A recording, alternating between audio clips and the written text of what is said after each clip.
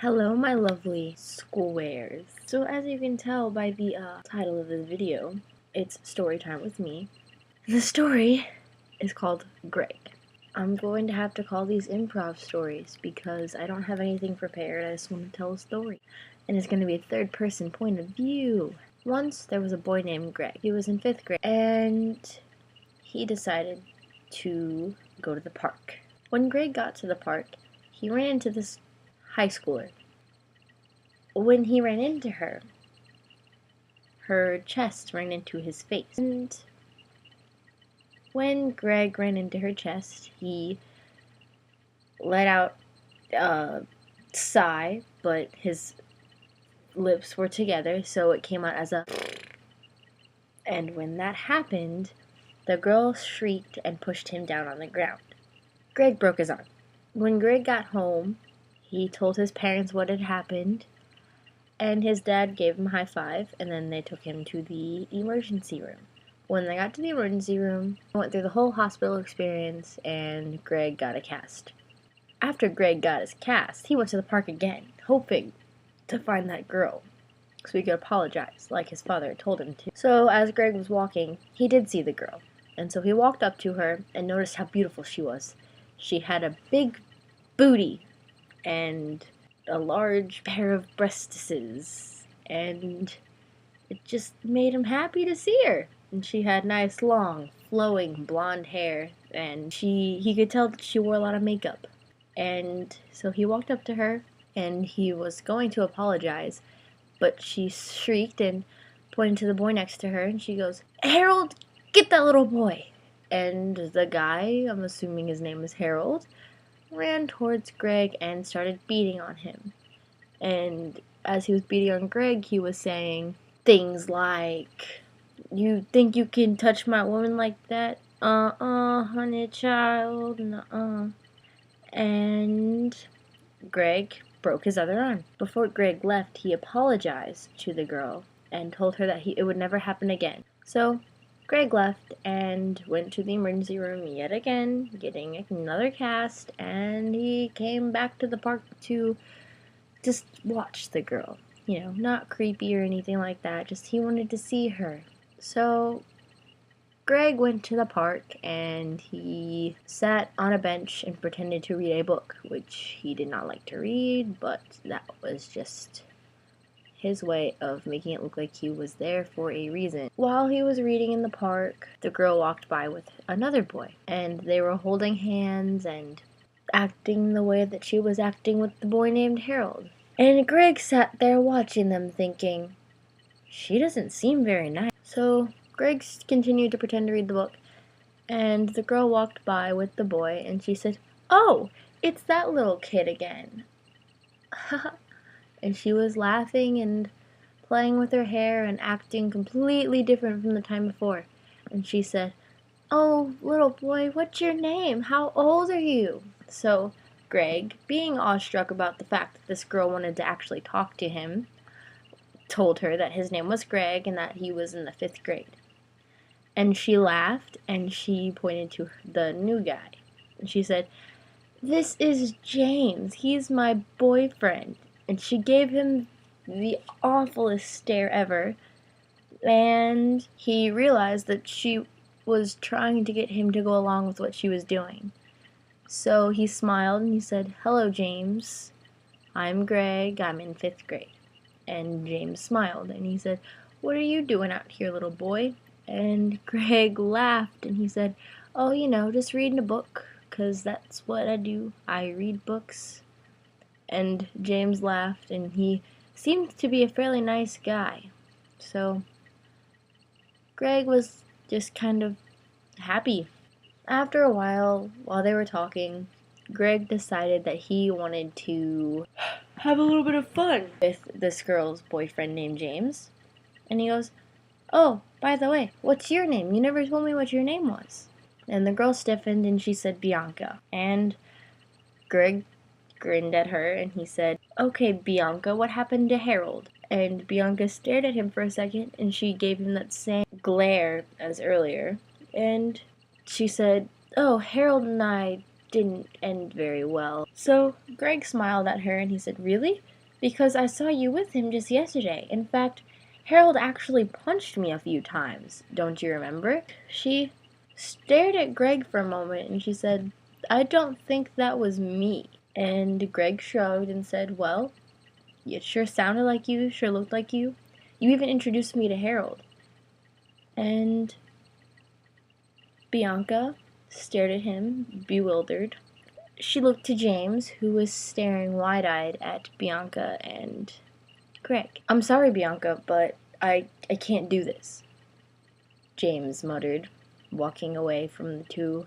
And when he left, Bianca turned to Greg, and she said, "You are just a troublemaker. You have been from the start, and I dislike you very much." And Greg frowned at her and shrugged. He said, "Bianca, I don't really care what you think about me." So Greg walked home with his book in hand. When he got home, he went straight to his dad and he said, "Dad, this girl named Bianca, the girl who the boy beat me up for touching on accident, has another boyfriend, and he was very nice, but he left her and she was mad at me. And she said that I deserve everything that's coming for me." And his dad stared at him for a second, not sure what to think. But he said, "Greg, son, I'm going to the park with you tomorrow, okay? But your friends won't see me. No one will see me. Just you'll know that I'm there. I'll be in a tree or something." So Greg smiled and said, "Thanks, Dad," and went on with his life until the next day. After school, Greg went home, saw his dad at the house getting ready to pack up his car and go to the park. And she said, "What's going on over there, boys?" And the dad said, "Nothing, sweetheart. I think Greg's sick, but I'm about to take him to the park. Do you have any problems with that?" And the mom said, "Oh, no, dear. Go ahead. Go to the park. It's fine. Don't ever invite me anywhere." And she kept going on and on. But Greg and his dad got in the car and went to the park. When they got to the park, Greg got out of the car and his dad pretended to drive away, but he went and parked in the other parking lot. And so Greg went to go talk to the girl again. And when he got to the girl, she was with her boyfriend, another one, might I add, and he kind of was ugly. Yeah, so he walks up to the girl and she smiles at him and she says, "Oh, hello, Greg. Meet Chad. He is my boyfriend, my one and my only boyfriend."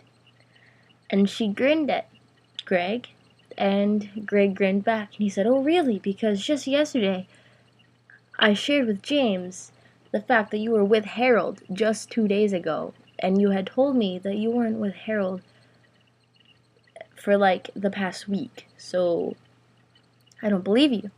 And Chad just kind of stared at the little kid and he said, "What are you talking about? There's no Harolds that go to our school." And Greg smiled and he said, "You don't have to date someone from your school. There are other schools very close by here, okay? There's one, like, I don't know, a mile away from here. You don't have to date people from your school." And Chad stared at Bianca for a moment, and Bianca goes, "Don't listen to him. I would never cheat on you, Chad."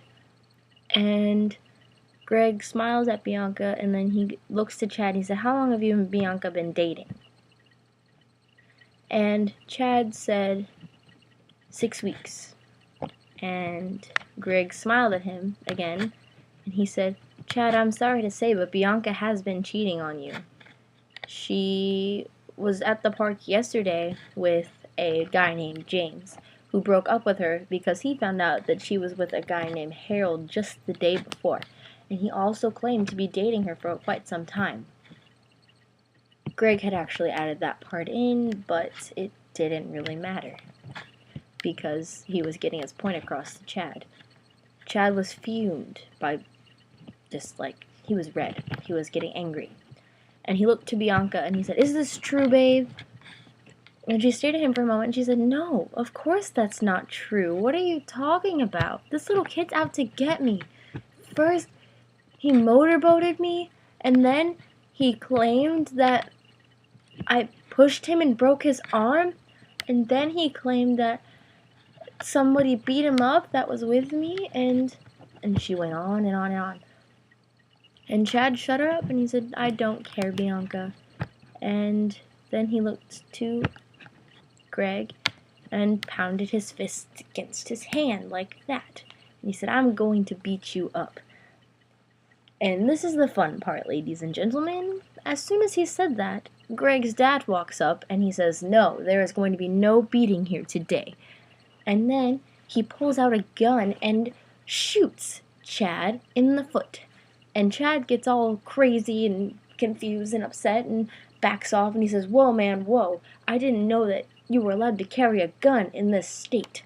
And Greg's dad said, "I don't care what you think." And then he shot him in the foot again. And then Chad was like, "I'm calling the cops." And so he pulled out a phone and then Greg's dad shot the phone.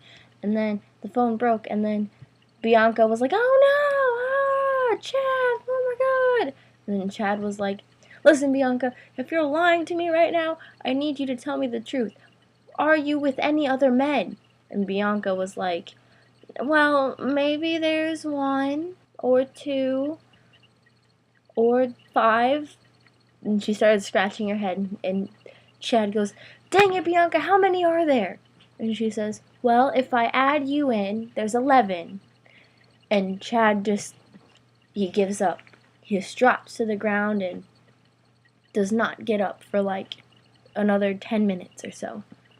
And Bianca stares at him and she feels this pain in her chest. And she says, "Chad, what's wrong?" And Chad just stares at her and he says, "You've been lying to me for the past 6 weeks. What did I ever do to deserve this?" And Bianca says, "Nothing. It's just that I've never been loved, and whenever I get an opportunity to be loved, I take advantage of it, and I go crazy, and it's just not something for me." And Chad frowns at her and starts to walk away, and when she calls for him, he doesn't even turn around. He just leaves. Greg and his dad sit there and watch him walk away, and Bianca just sits. She doesn't try to walk away or anything. She sits down right where she was standing. And so Greg and his dad follow Chad. When they catch up with him, Chad turns around and gives Greg's dad a high five. He said, "Thank goodness you proved it to me. You proved that she was actually cheating on me. It sucks that she was, but I'm glad that I'm out of the relationship with her." And Greg looked to his dad and asked what was going on. And his dad said, "Well, Greg, the thing is, I know Chad. He's my best friend's son, and he's a great guy. He's not the smartest, right, Chad?" And Chad made a grunting noise and kind of made everybody laugh. And he goes, "But he's a really good guy. And the fact that he was with someone that was beating on you, it wasn't right, so I had to do something." And then Greg looked up to his dad and says, "But Dad, why did you shoot him?" And he laughed and he said, "Oh, I didn't really shoot him. He is just an actor." And then Greg looked at his dad and he said, "But how come there's holes in his shoes?" And Greg's dad looked at his shoes and he said, "Those were there already. It's just you don't notice things until like something happens. They're not obvious holes." And Greg nodded his head and he said, "Oh, I understand. Okay. Well, thank you, Dad.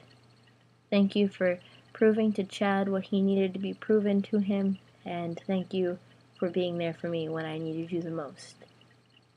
The end. So, how did you like my story? Was it nice? Was it okay? Would you like to hear another one? Not told by me, but someone more talented at this kind of thing than I am. Let me know.